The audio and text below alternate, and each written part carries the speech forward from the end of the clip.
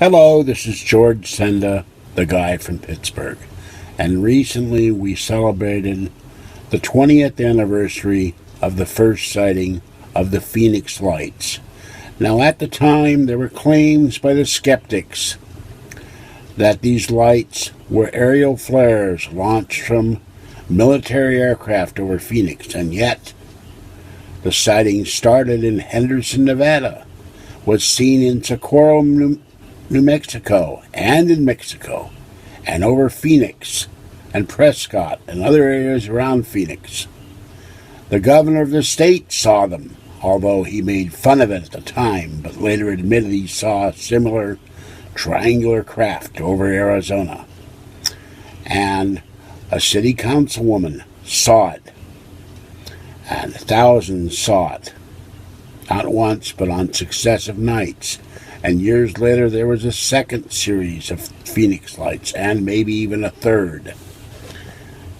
And the skeptics said that the second series was aerial flares. Well, you tell me how aerial flares can go from Nevada, Henderson, Nevada, 20 miles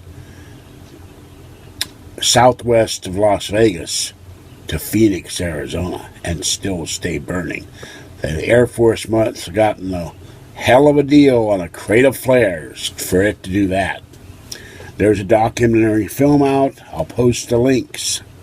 But what were the Phoenix Lights? UFOs? Military aircraft? Secret triangular aircraft? Who knows? But at the International UFO Conference, they were still talking about it recently. I don't know what they are, but there are videos on YouTube. Not many, because only 4 exist.